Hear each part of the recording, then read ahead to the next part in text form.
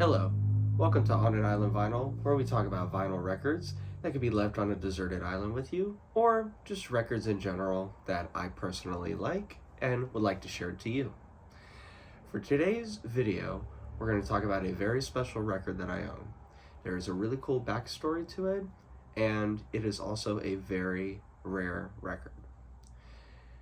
So my grandfather used to be a roadie.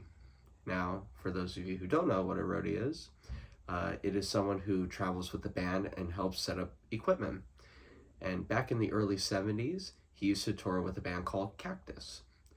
And his management company got a contract for the Led Zeppelin Madison Square Garden show that was filmed for the movie The Song Remains the Same.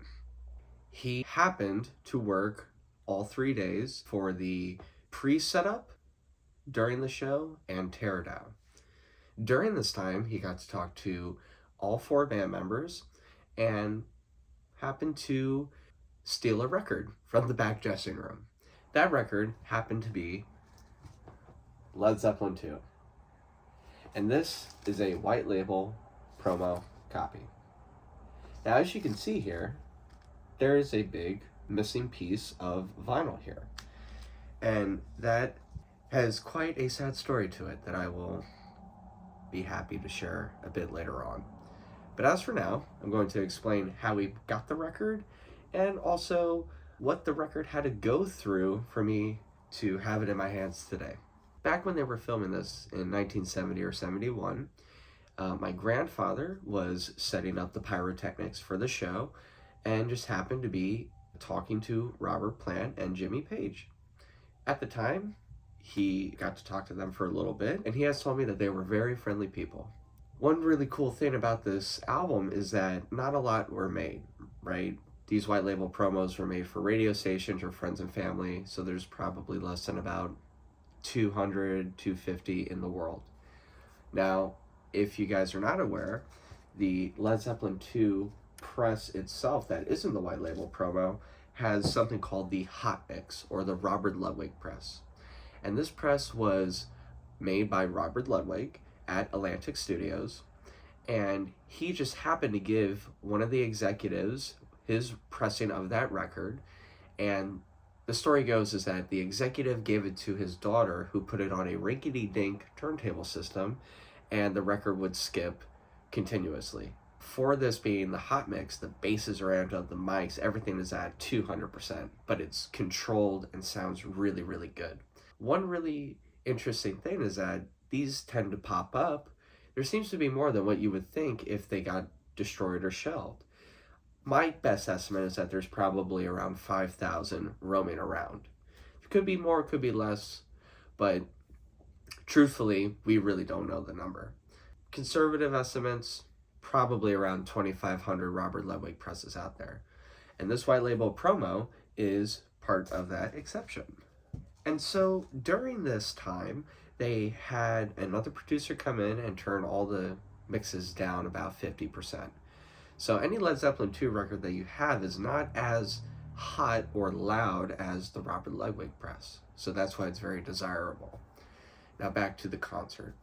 So when the concert was happening, my grandfather was standing on the right side of the stage, or stage left, as they say, and was watching the whole show. He was standing right next to Jimmy Page, and he has told me that it was quite the experience. Now, he is actually in a few frames of the movie, which I will show here. As you can see, he was right next to Robert Plant, and as they're pulling away out of Madison Square Garden, you could see him in the background with his glasses on and big poofy hair. From what the story goes, is what he told me, is that he went in the back dressing room and he saw a box of Led Zeppelin II promos. He has told me that there were probably about 40 of them in a box. And Jimmy Page, John Paul Jones, John Bonham, and Robert Plant would give these out to friends and family during that concert. Now, he said that he just took one out of the box and brought it home with him. Now, this is where the story gets kind of interesting. During that time, he was living up in New York, and he collected a few records, but didn't really play them that much. Over time, they just got lost. When they moved down to Florida in about the late 90s, he brought them down with him in a tiny little cardboard box. During that time, there were about 3 hurricanes that destroyed the roof of their house and flooded uh, multiple parts of their house. Now, as drywall was put up, someone lost the box somewhere in the house, and he couldn't find it for many, many years. When I was about 12, 13 years old, I was trying to find this said box of records. Now, he actually found a big crate of other records that he collected that I have some on my shelf still. About 6 months to a year later, they found the box. And in this box was Axis Bold as Love, Electric Ladyland, both the UK and the US pressing, as well as this record here. Now, at the time, the record was whole. There was no breaks within the vinyl. This is where I come in. As a 7th grader, about 13 years old, I brought this record to a local store. And usually at the time, how I packed records was, if the record comes out this way, I made sure to put the sleeve in so that the record would be like this. And the record owner put it so where you could just take it out of the sleeve like that, and I forgot to put it back in how I normally would do it. And so one day I was with my dad, and I can distinctly remember this. We were in the kitchen of my house, and I was holding the record kind of down like this, and ever so slowly, the record just slipped out and fell. And what happened was, this section of vinyl broke off. Now, yes, it is very devastating to not be able to play the first minute and a half or so of Heartbreaker and Whole Lotta Love, but the rest of the record was still intact. And being able to have this piece of history in front of me is just a gift. I really consider this one of my prized possessions, and it's still playable. You just can't play the first minute and a half, 2-ish minutes of each side. Now, thinking about where this record has traveled over the many, many years, I am shocked that it has even survived, because the cover is severely water damaged. The label has some water damage as well. There are scratches on it, but when you play it, it sounds magnificent. It's like a VG+. Really, again, I just consider this really a miracle that it survived, right? So my advice to you is to make sure that you have your records properly sleeved and know which direction the records are facing, because if you don't, then you're going to break some records. Ironically, or unironically, I guess, this is the only record that I've ever broken in my entire life, and it happens to be the most expensive record probably in my collection. Specifically, the white labels go for about $2,000, $2,500, even $3,000 I have seen.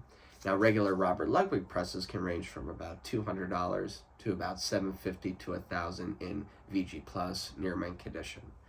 Now, in order to find this type of copy, you have to look in the dead wax, and you will see a tiny R and L in the dead wax. Now, they, again, are out there, and you can't really tell by the cover, right? The only difference is that the specific Robert Ludwig covers are a bit shorter. They're about a few centimeters shorter than the normal Led Zeppelin presses. I tend to think of this as a learning lesson, because I have now kept all my records sleeved properly and in really well condition. But again, I tend to think that it was somewhat of a gift to even have this in my possession, because I can track it back all the way to the actual movie of The Song Remains the Same. If you guys have not watched that movie is incredible. They have about a 24-minute version of Dazed and Confused, which, if you guys have not watched it, it is on YouTube, and I highly, highly, highly recommend watching it. Probably a top 10 concert in my book. That's actually on film. One also I would think is the Get Back, the Peter Jackson documentary, where he shows the entire rooftop concert.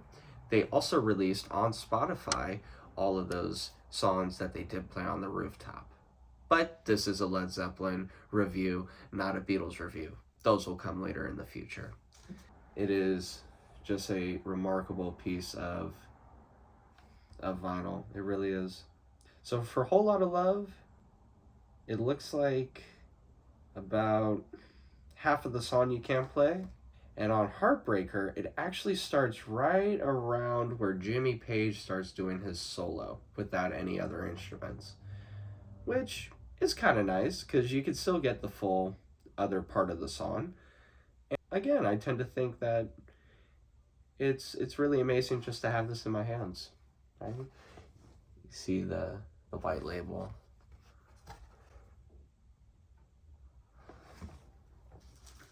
Yeah, that's the story. It's really fortunate for my grandfather to have been in that area at that time, and was really fortunate to have borrowed the vinyl and never returned it, kind of like a library book, I guess. And it's probably one of maybe 100 copies left in the world, if that. So that's it for now. Really appreciate you tuning in. Have a nice day. Please like and subscribe. Peace.